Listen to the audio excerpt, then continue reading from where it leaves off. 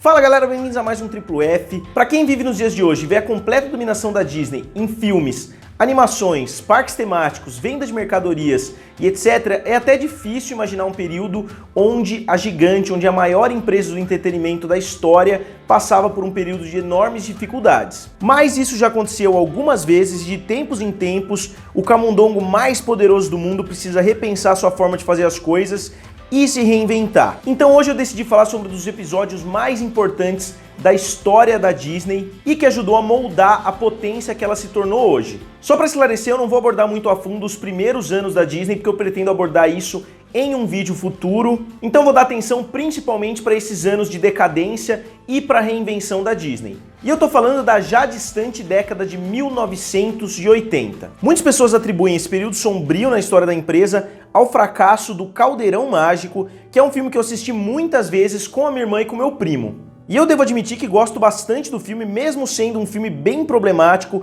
com graves problemas de roteiro, animação bem abaixo do padrão estabelecido pela Disney nos seus filmes anteriores, e problemas esses que são causados principalmente por uma produção extremamente conturbada e cheia de problemas nos bastidores. O maior empecilho para o filme, porém, não foi um problema específico do filme do Caldeirão Mágico, e sim um problema estrutural que a Disney estava passando. Em 1979, Don Bluth, até então um dos animadores mais importantes da empresa, que participou de vários filmes como A Bela Adormecida, Bernardo e Bianca, Robin Hood, Ursinho Pooh e vários outros, decidiu abandonar o estúdio reclamando da forma como as animações estavam sendo feitas e que elas não estavam mais fazendo jus àquele nome Walt Disney, de quem o Don Bluth era fascinado. Ele era fascinado pelo dono e criador da Disney. Taking the risk to leave Disney, and I don't think a lot of people know this, but we were very gung-ho while we were at Disney and loved being there and loved actually, Don had loved the name Walt Disney since he saw Snow White when he was 4 years old, and so it was. Only wanted to work at Disney. And but when we got there in the 70s, it obviously wasn't what it was when Don first started back in 1955. E não só ele saiu para montar sua própria empresa de animações, como levou com ele outros 11 animadores, entre eles o Gary Goldman e o John Pomeroy. Então, na minha opinião, a saída dessa galera toda de uma vez, assim como a criação de uma empresa concorrente que mostrou que não era só a Disney que tinha capacidade de fazer animações, para mim esses foram os maiores problemas da Disney nessa década de 80 e não somente o Caldeirão Mágico, como eu falei que muitas pessoas culpam o filme pelos problemas financeiros e pelos problemas de visibilidade que a Disney teve na década de 1980. And I was there in Sleeping Beauty when he was building Disneyland in Anaheim. So we didn't see him at the studio too often, but I think he would have been a pioneer, and he would have seen that the pictures were losing their luster.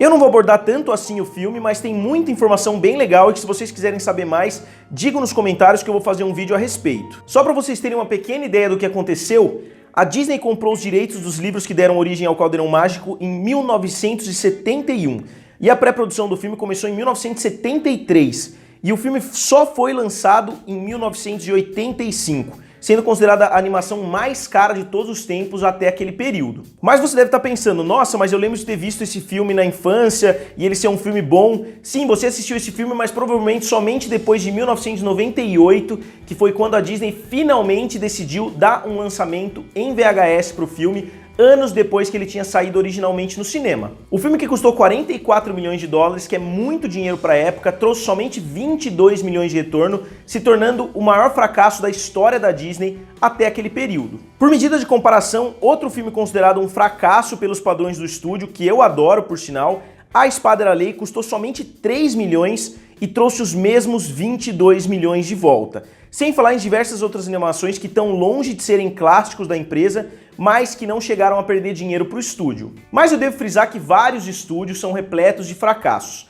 A Paramount, no ano de 2017, lançou um fracasso atrás do outro, teve um dos piores anos da história, e a Warner tem lançado um fracasso também atrás do outro, tem lançado alguns dos maiores fracassos de todos os tempos, como Rei Arthur e como Pan. E por que o Caldeirão Mágico era um risco tão grande assim para a Disney? Principalmente pelo fato que após a saída do Don Bluth, o estúdio ficou de julho de 1981 até julho de 1985 sem nenhum lançamento, um dos maiores períodos de seca do estúdio. Então a saúde financeira das animações dependia em partes da performance desse filme. Então a gente pode notar que o Caldeirão Mágico foi sim um enorme fracasso da Disney, mas longe de ser o único problema que a empresa enfrentava naquele período. Filmes como Aristogatos, Robin Hood, Bernardo e Bianca, que antecederam o lançamento de Caldeirão Negro, também não foram enormes sucessos para os padrões da Disney, e mesmo o excelente Ratinho Detetive que veio depois também não surpreendeu nas bilheterias. Enquanto isso, seu concorrente Don Bluth voava. Discover the secret of NIM and rediscover the child in us all.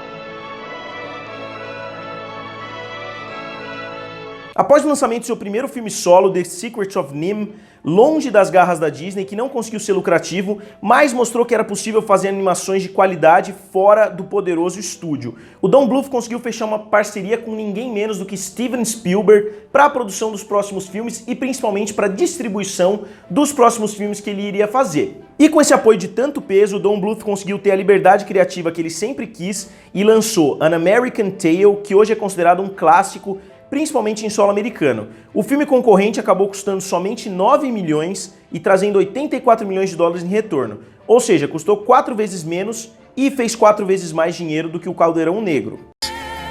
What's that over there? Well, that is more America. Can we go see it? Someday you will come true. E o maior golpe não foi nem financeiro e sim moral para o estúdio. A Disney perdeu aquele ar de ser o único estúdio capaz de fazer grandes animações e estava perdendo de longe nos anos recentes para o estúdio de um de seus ex-funcionários com uma parceria com o maior nome de Hollywood até aquele momento, que é o Steven Spielberg. E subitamente o Don Bluth e o Steven Spielberg eram os caras da animação e o seu filme seguinte, The Land Before Time, foi um sucesso maior ainda, quebrando o recorde de maior abertura para uma animação. Curioso notar que o Don Bluth saiu da Disney para fugir do controle da empresa, mas acabou se vendo preso também ao controle do Spielberg e do seu grande amigo George Lucas, diretor de Star Wars, que trabalharam ativamente na produção do filme The Land Before Time e apressaram a produção para fazer frente ao novo lançamento da Disney.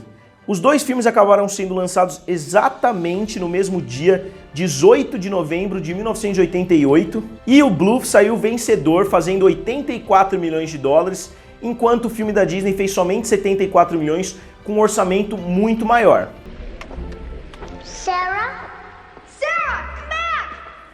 Sarah! E nesse ponto vale ressaltar uma curiosidade, que esse foi o primeiro filme de dinossauros que o Steven Spielberg fez, e o Steven Spielberg viria a fazer outro filme de dinossauro, outra série de filmes, na verdade, que acabaram se tornando os maiores filmes de todos os tempos na época do lançamento, que é o filme Jurassic Park. Hereafter.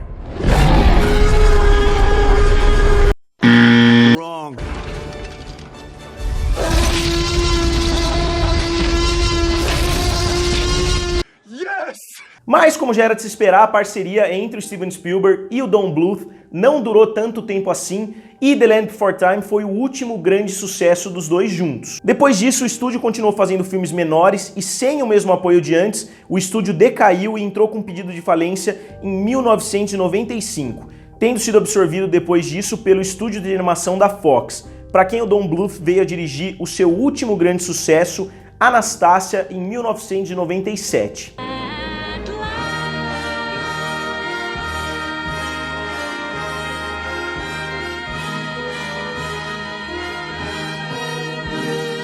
Anastasia.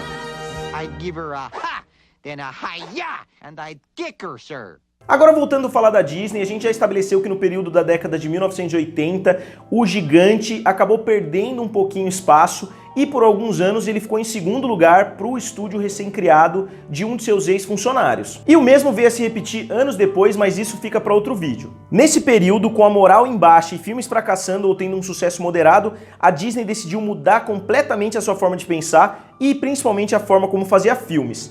O primeiro projeto escolhido para essa nova empreitada foi um velho conhecido do estúdio, que já estava nos planos da empresa desde a década de 30 pelo próprio Walt Disney.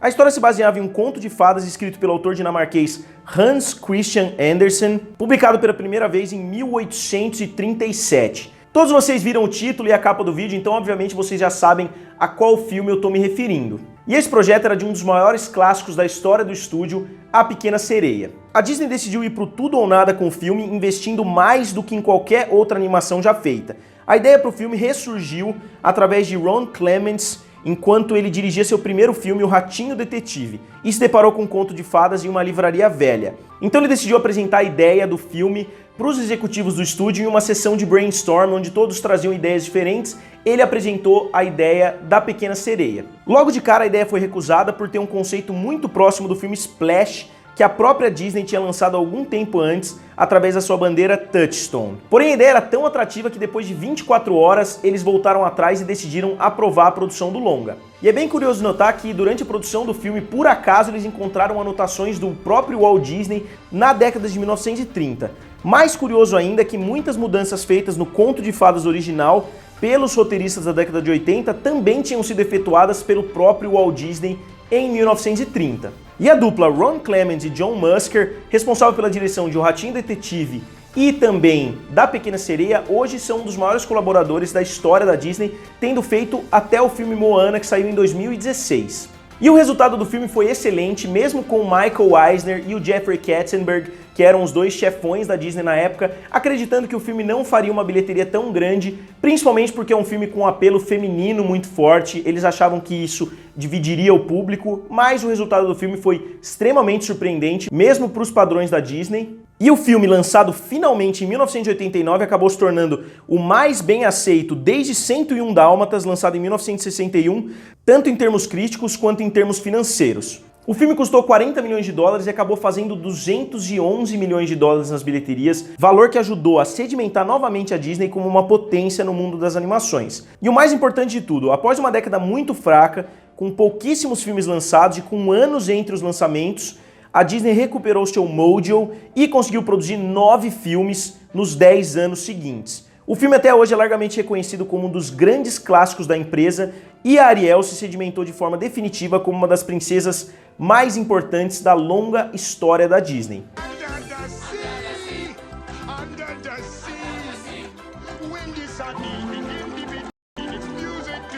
E a Disney, que não é conhecida por aceitar desaforo e que gosta sempre de ter a última palavra, decidiu dar o golpe final no Don Bluth, que fundou o estúdio concorrente, quando ele lançou Anastasia, anos depois, 10 anos depois do lançamento da Pequena Sereia, e a Disney decidiu relançar a Pequena Sereia nos cinemas no mesmo final de semana de lançamento de Anastasia, afetando muito a bilheteria de um de seus principais concorrentes. Depois de um período de 22 anos sem nenhum enorme sucesso, a Disney finalmente estava de volta ao topo, abrindo as portas para o maior período na história de qualquer estúdio, a renascença da Disney.